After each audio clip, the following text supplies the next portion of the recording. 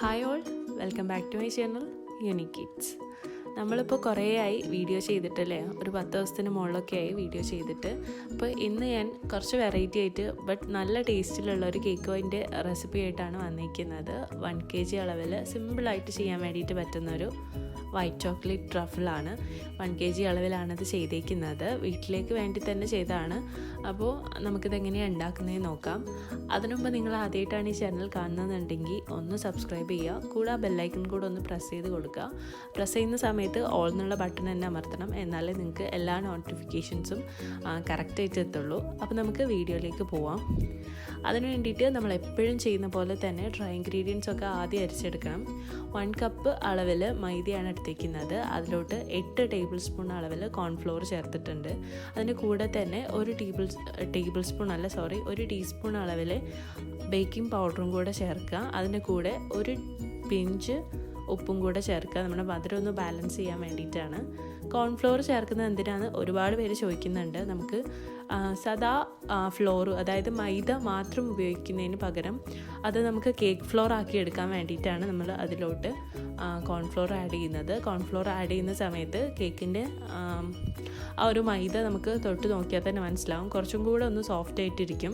അപ്പോൾ നമ്മുടെ cake soft ആവാനും അതേപോലെ ബേക്കിംഗ് ടൈം കുറയ്ക്കാൻ വേണ്ടിയിട്ടുമാണ് നമ്മൾ കോൺഫ്ലോർ അതിലോട്ട് ചേർക്കുന്നത്. അതൊരു 3 പ്രാവശ്യം അരച്ചിട്ട് മാറ്റി വയ്ക്കുക. ആ ഒരു സമയത്ത് തന്നെ നമ്മുടെ ബേക്കിംഗ് ടിന്നും നല്ലപോലെ ഗ്രീസ് ചെയ്ത് ബട്ടർ പേപ്പറൊക്കെ വിരിച്ചിട്ട് റെഡിയാക്കി വെക്കുക. ഞാനിപ്പോൾ 8 ഇഞ്ചിൻ്റെ ഒരു കേക്ക് ടിന്നാണ് എടുത്തിരിക്കുന്നത്. അത് മാറ്റി വയ്ക്കുക. എന്നാൽ നമുക്ക് കേക്കിലോട്ട് ആവശ്യമായിട്ടുള്ള വെറ്റ് ഇൻഗ്രീഡിയൻസ് റെഡിയാക്കണം. അതിന് വേണ്ടിയിട്ട് റൂം ടെമ്പറേച്ചറിൽ ഇരിക്കുന്ന 4 മുട്ട എടുക്കുക. അതിലോട്ട് 1/4 കപ്പ് അളവിൽ ഷുഗർ കുറച്ച് ചേർത്ത് കൊടുക്കുക. നമുക്ക് ബീറ്റ് ചെയ്യുന്ന സമയത്ത് ബാക്കി ചേർത്ത് കൊടുത്താൽ മതി. അതിലോട്ട് 1 ടീസ്പൂൺ അളവിൽ വാനില എസൻസും കൂടെ ആഡ് ചെയ്തിട്ട് നല്ലപോലെ ഒന്ന് ബീറ്റ് ചെയ്തെടുക്കുക. ബീറ്റ് ചെയ്യുന്ന സമയത്ത് തന്നെ നമുക്ക് ബാക്കിയുള്ള പഞ്ചസാര കൂടെ അതിലോട്ട് ആഡ് ചെയ്ത് കൊടുക്കണം. അത് നല്ലപോലെ ഫ്ലഫി ആയിട്ട് വരുന്ന വരെ, അതായത് ആ ഒരു മുട്ടയുടെ ആ ഒരു മഞ്ഞ കളറൊക്കെ മാറിയിട്ട് കറക്റ്റ് ഒരു വൈറ്റ് കളറായിട്ട് നല്ല ക്രീമി കൺസിസ്റ്റൻസി ആയിട്ട് വരും.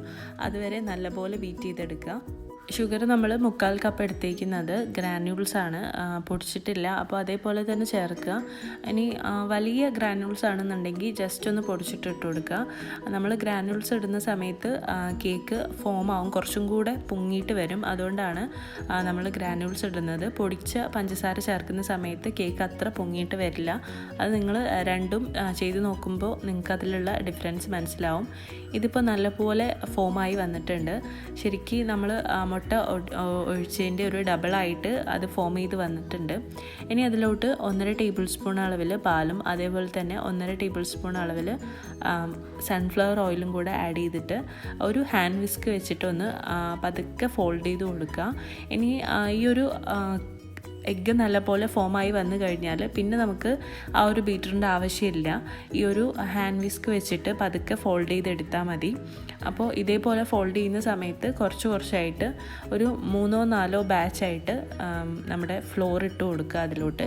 എന്നിട്ട് ഇതേപോലെ ഒരു കട്ട് ആൻഡ് ഫോൾഡ് മെത്തേഡിൽ വേണം ഈ ഒരു ബാറ്ററിലോട്ട് നമ്മൾ ഈ ഒരു മൈദ ഫോൾഡ് ചെയ്തെടുക്കാൻ വേണ്ടിയിട്ട്. ഇതേപോലെ ആദ്യം ഒന്ന് താഴോട്ടാക്കുക, എന്നിട്ട് എല്ലാം കൂടെ ഒന്ന് മിക്സ് ചെയ്ത് കഴിഞ്ഞിട്ട് പിന്നെയും അതേപോലെ താഴോട്ടാക്കുക. അതിനാണ് കട്ട് ആൻഡ് ഫോൾഡ് മെത്തേഡ് എന്ന് പറയുന്നത്.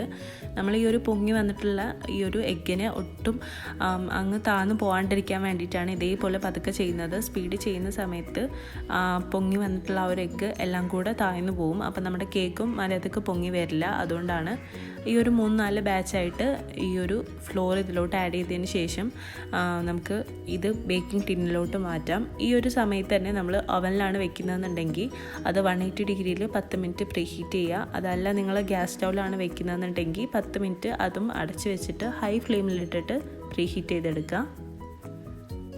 അപ്പോൾ ഈ ഒരു കേക്ക് ശരിക്കും നല്ലപോലെ നമ്മൾ ഫ്ലോറൊക്കെ ഇതിലോട്ട് മിക്സ് ചെയ്തിട്ടുണ്ട്. ഇനി ഇതെല്ലാം നമ്മുടെ ബേക്കിംഗ് ടിന്നിലോട്ട് മാറ്റിയിട്ട് ബേക്ക് ചെയ്യാൻ വേണ്ടിയിട്ട് വെക്കാം.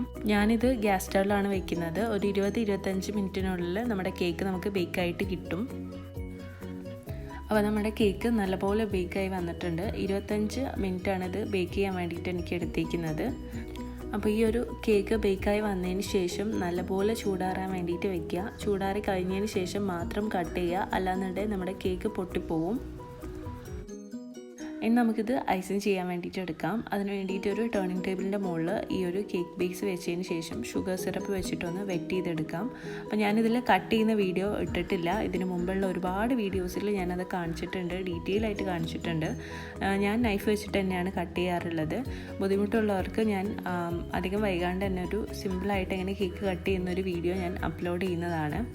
അപ്പോൾ ടേണിംഗ് ടേബിളിൻ്റെ മുകളിൽ ഇതേപോലെ വെച്ചതിന് ശേഷം ഷുഗർ സിറപ്പ് വെച്ചിട്ടൊന്ന് വെറ്റ് ചെയ്തെടുക്കാം. അപ്പോൾ നിങ്ങൾക്ക് ഈ ഒരു കേക്ക് ഷുഗർ സിറപ്പ് വെച്ചിട്ട് വെറ്റ് ചെയ്യേണ്ടെന്നുണ്ടെങ്കിൽ മിൽക്ക് മെയ്ഡും, അതായത് 2 ടേബിൾ സ്പൂൺ മിൽക്ക് മെയ്ഡും 4 ടേബിൾ സ്പൂൺ പാലിലാക്കിയിട്ട് നല്ലപോലെ ഒന്ന് മിക്സ് ചെയ്തെടുത്തിട്ട് ഇതേപോലെ വെറ്റ് ചെയ്തെടുക്കാം. അപ്പോൾ നമുക്ക് ഒരു കേക്ക് വെറ്റ് ചെയ്യാൻ ഏകദേശം എത്ര അളവ് വേണമെന്നുണ്ട് എന്ന് വെച്ചാൽ അതിനനുസരിച്ച് പാലും മിൽക്ക് മെയ്ഡും മിക്സ് ചെയ്തിട്ട് ചേർത്ത് കൊടുക്കാം. വൈറ്റ് ചോക്ലേറ്റ് ട്രഫിൾ കേക്ക് ചെയ്യുന്ന സമയത്ത് അതായിരിക്കും കുറച്ചും കൂടെ ടേസ്റ്റ് ഉണ്ടാവുക. ഇത് ഞാൻ വീട്ടിലോട്ട് ചെയ്യുന്ന കാരണമാണ് ഇതേപോലെ ചെയ്തത്. അപ്പോൾ നിങ്ങൾക്ക് സെയിൽ ചെയ്യാനുള്ളതൊക്കെ ആണെന്നുണ്ടെങ്കിൽ അതേപോലെ ചെയ്തെടുത്താൽ കുറച്ചും കൂടെ കേക്കിന് ടേസ്റ്റ് ഉണ്ടാവും. ഇനി അതിൻ്റെ മുകളിലോട്ട് നമ്മൾ ഐസിങ് ചേർത്തിട്ട് നല്ലപോലെ ഫില്ല് ചെയ്തെടുക്കുകയാണ് ചെയ്യുന്നത്. ഞാൻ ഈ ഒരു കേക്ക് ഐസിങ് ചെയ്യാൻ വേണ്ടിയിട്ട് 1.25 കപ്പ് ക്രീമാണ് എടുത്തേക്കുന്നത്. ഫിയോണയുടെ ക്രീമാണ് കേട്ടോ ഞാൻ യൂസ് ചെയ്യാറുള്ളത്. ഇത് നല്ലപോലെ ഒന്ന് ലെവൽ ചെയ്തെടുത്തതിന് ശേഷം അതിൻ്റെ മുകളിലോട്ട് വൈറ്റ് ചോക്ലേറ്റ് ഗനാഷ് ഒഴിച്ചു കൊടുക്കാം.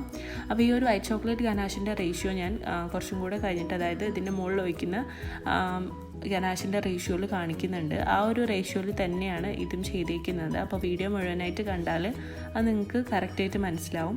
ഇനി അത് നമുക്ക് ക്രീമിൻ്റെ മുകളിൽ നല്ലപോലെ ഒന്ന് അപ്ലൈ ചെയ്ത് കൊടുത്തതിന് ശേഷം അതിൻ്റെ മുകളിൽ നിങ്ങൾക്ക് വേണമെന്നുണ്ടെങ്കിൽ കുറച്ച് ചോക്ലേറ്റിൻ്റെ പീസസും കൂടെ ഇട്ട് കൊടുക്കാം. ചോക്ലേറ്റ് ചിപ്സോ അല്ലെങ്കിൽ ഗ്രേറ്റഡ് ചോക്ലേറ്റോ എന്ത് വേണമെങ്കിലും അതിൻ്റെ മുകളിലോട്ട് ഇട്ട് കൊടുക്കാം. അത് ഓപ്ഷണലാണ്. ഇനി അതിൻ്റെ മുകളിലോട്ട് സെക്കൻഡ് ലെയർ വെച്ച് കൊടുക്കാം.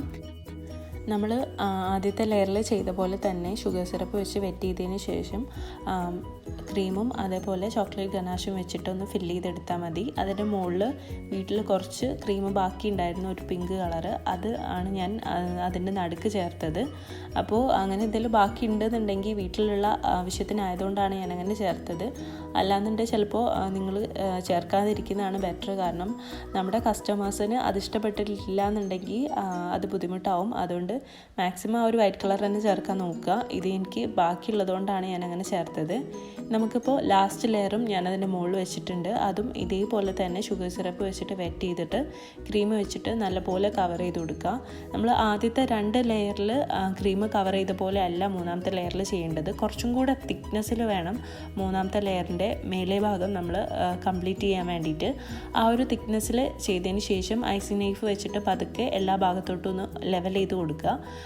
ലെവൽ ചെയ്ത് കൊടുത്തതിന് ശേഷം സൈഡിലൊക്കെ സ്പാച്ചുല വെച്ചിട്ട് തന്നെ കുറച്ച് ക്രീം അപ്ലൈ ചെയ്തിട്ട് മുഴുവനായിട്ട് അപ്ലൈ ചെയ്ത് കൊടുക്കുക. അതായത് മേലത്തെ ഭാഗത്തും സൈഡിലും ക്രീം വെച്ചിട്ട് നല്ലപോലെ കവർ ചെയ്ത് കൊടുത്താൽ മാത്രമേ നമുക്ക് ആ ഒരു ഫിനിഷിങ് കിട്ടുള്ളൂ. നമ്മൾ കുറച്ച് ക്രീം വെച്ചിട്ട് സൈഡൊക്കെ കവർ ചെയ്യാൻ വേണ്ടിയിട്ട് നോക്കിയാൽ കേക്കിൻ്റെ പുറത്തുള്ള ക്രംസ് അതിൻ്റെ പുറമേയോട്ട് കാണാൻ ചാൻസ് ഉണ്ട്. അപ്പോൾ നമ്മുടെ കേക്കിനൊരു ഭംഗി ഉണ്ടാവില്ല. അപ്പോൾ ഈ ഒരു കേക്ക് എങ്ങനെ ഷാർപ്പ് എഡ്ജ് കിട്ടുക എന്നുള്ളതൊക്കെ കറക്റ്റ് വീഡിയോ ഞാൻ ഇതിന് മുമ്പ് അപ്ലോഡ് ചെയ്തിട്ടുണ്ട്. അപ്പോൾ കാണാത്തവരൊന്ന് പോയി കണ്ടു നോക്കുക.